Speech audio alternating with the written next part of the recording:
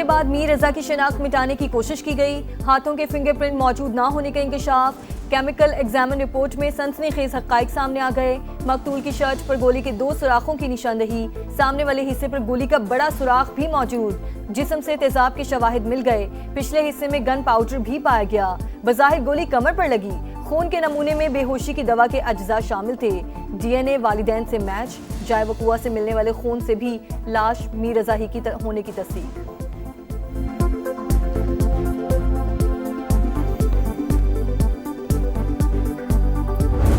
Shirt کے اوپر traces ہیں ایسڈ کے، تیزاب سے نہلایا گیا اسے، اس لیے وہ گل سڑ گیا۔ لوکل انیستھیزیا انہوں نے ڈائریکٹلی وین میں بلڈ میں انجیکٹ کیا۔ شام 5 سے 7 بجے تک 28 تاریخ کو رضا زندہ تھا، تو جنہوں نے اس کو اغوا کیا 12 گھنٹے ان کی قید میں تھا۔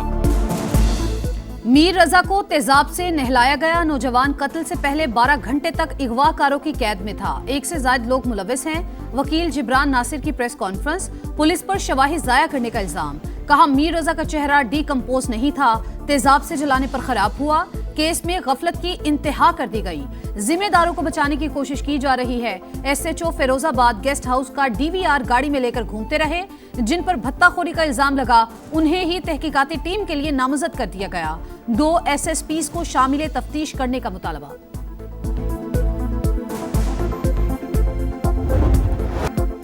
میر رضا کا قاتل کون؟ تمام شواہد سے قاتل ثابت، پولیس ابھی تک مجرم تک پہنچنے میں ناکام، تفتیش کا روایتی انداز، ملزمان کا کوئی سراغ نہ مل سکا، نوجوان تاجر کو کس نے مارا، لاش جھاڑیوں تک کیسے پہنچی، گیسٹ ہاؤس کے سامنے کھڑی گاڑی کس کی تھی، اہم سوالات جوں کہ توں۔ نئی تحقیقاتی ٹیم میں مزید 2 اراکین بھی شامل، تعداد 7 ہو گئی۔ حکام کے مقتول کے والدین کے ساتھ جائے وقوع کا دورہ، پہاڑی ایریا، جھاڑیوں کی دوبارہ چیکنگ، اطراف میں قائم نرسری ملازمین سے پوچھ گچھ، قریبی مسجد کے سی سی ٹی وی کیمروں کا بھی جائزہ۔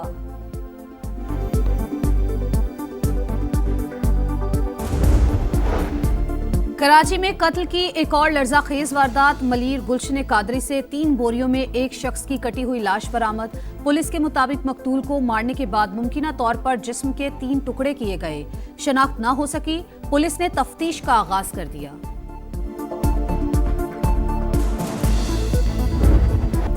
راولپنڈی میں سیکیورٹی فورسز کی مال روڈ پر کارروائی، اہلکار پر فائرنگ کرنے والا پی ٹی آئی کا کارکن مارا گیا، محمد حسین کی شناخت ہو گئی، اسلحہ، گولیاں اور اہم دستاویزات برآمد، پولیس کے مطابق ضلع خیبر کا رہائشی ملزم تحریک پاکستان تحریک انصاف کا سرگرم رکن تھا، خیبر پختونخوا کی صوبائی قیادت کی ہدایات پر عمل کرتا، اشتعال انگیزی، پتھراؤ اور فائرنگ کے واقعات میں بھی ملوث رہا، دھرنوں کے دوران فورسز کو اسلحہ سے نشانہ بناتا رہا، مزید تحقیقات جاری۔ وزیر اطلاعات عطا اللہ تارڑ کہتے ہیں تشدد پی ٹی آئی کا وتیرہ بن چکا، یہ پرامن احتجاج پر یقین نہیں رکھتے، قوم نے آج ان کے عزائم دیکھ لیے۔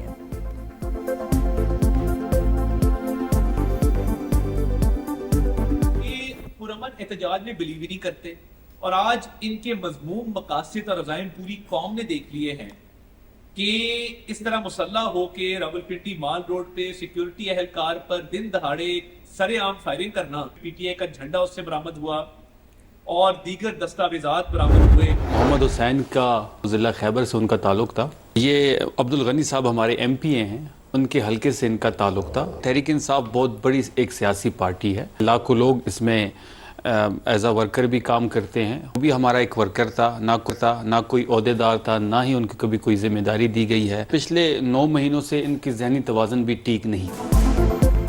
راولپنڈی میں مارا گیا محمد حسین ہمارا کارکن تھا، وزیر اطلاعات خیبر پختونخوا شفیع جان کا پروگرام ندیم ملک لائیو میں اعتراف، کہا ایم پی اے عبدالغنی کے حلقے سے تعلق رکھنے والے محمد حسین کا ذہنی توازن ٹھیک نہیں تھا، کبھی کوئی پارٹی ذمہ داری نہیں دی گئی، مال روڈ واقعہ قابل مذمت، تحریک انصاف دہشت گردی کی کبھی حمایت نہیں کرے گی۔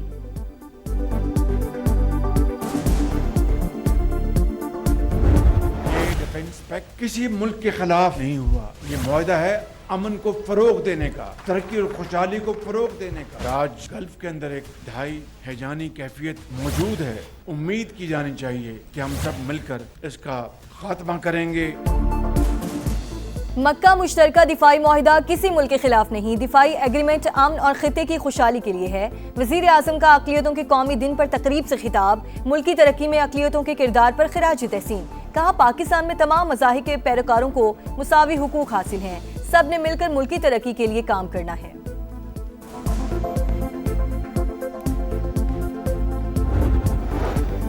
مکہ مشترکہ معاہدہ پاکستان، سعودی عرب اور ترکی کے درمیان یکجہتی کو مزید مضبوط بنانے کے عزم کی توثیق ہے۔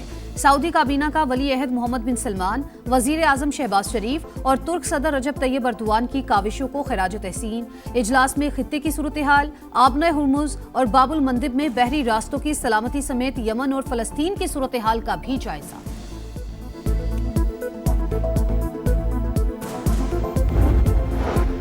خطے میں امن کا مشن، وزیر داخلہ کا دورہ ایران، محسن نقوی کی تہران میں ایرانی صدر مسعود پزشکیان، وزیر خارجہ عباس اراغچی اور ہم منصب اسکندر مومنی سے ملاقاتیں، ایران امریکہ کشیدگی کے خاتمے اور علاقائی صورتحال پر بات چیت، دو طرفہ تعلقات اور علاقائی امن کے حوالے سے بھی تبادلہ خیال۔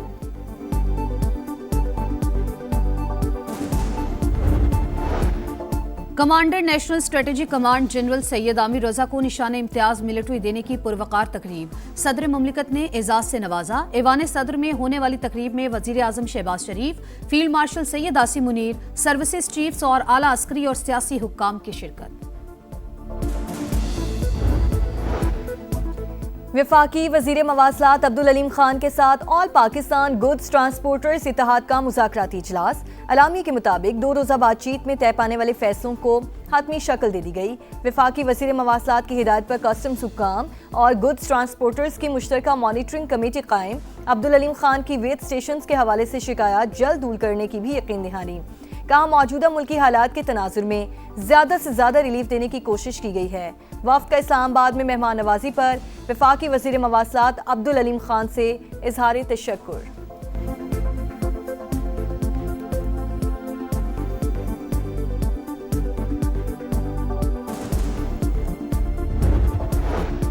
کاروباری برادری نے ایف بی آر کی کارکردگی کا پوسٹ مارٹم کر دیا۔ سینٹ کی خزانہ کمیٹی میں شکایات کے انبار، اراکین کمیٹی بھی متفق۔ کہا افسران کی توجہ معیشت کی بہتری کے بجائے کاروباری طبقے کو ہراساں کرنے پر ہے۔ ملک میں کئی صنعتیں صرف 30 سے 40% پیداواری صلاحیت پر چل رہی ہیں۔ ایسے اقدامات نہیں کرنا چاہتے جس سے صورتحال خراب ہو۔ سینیٹر طلحہ محمود کا پالیسیز میں بہتری پر زور۔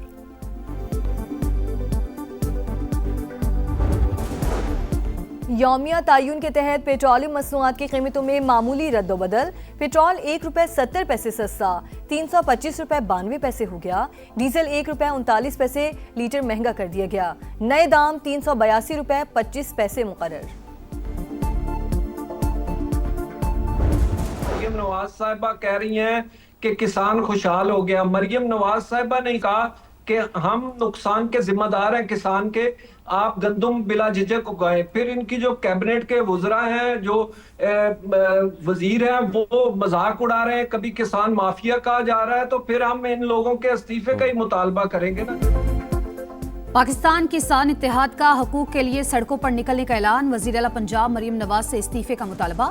پروگرام ریڈ لائن میں طلعت میں اتحاد کے صدر میاں عمیر مسعود نے کہا ہمارا کوئی سیاسی ایجنڈا نہیں، وفاق اور صوبے نے بجٹ میں کچھ نہیں دیا، اب احتجاج کے سوا کوئی راستہ نہیں بچا۔ آلو اور کاٹن کی فصل میں اربوں روپے کا نقصان ہوا۔ مریم نواز نے ایک بار بھی ہمارے مسائل نہیں پوچھے، کسانوں کو مافیا کہا جا رہا ہے، ایسے میں ہم استعفے کا مطالبہ ہی کریں گے۔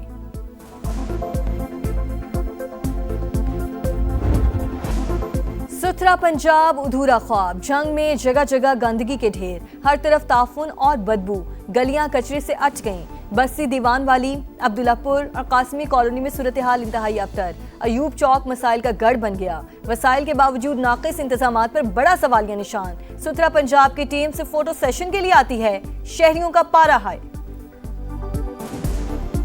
جیسے یہ نام رکھا گیا ہے ستھرا پنجاب، اتنا ہی گند مچا دیا گیا ہے۔ بیمار ہو رہے ہیں، بہت پریشانی ہے، ہمیں نہ نماز پڑھ سکتے ہیں نہ مسجد میں جا سکتے ہیں۔ ڈاکو بن گئی ہے حکومت، یہ ڈاکو ہے، حکومت نہیں ہے۔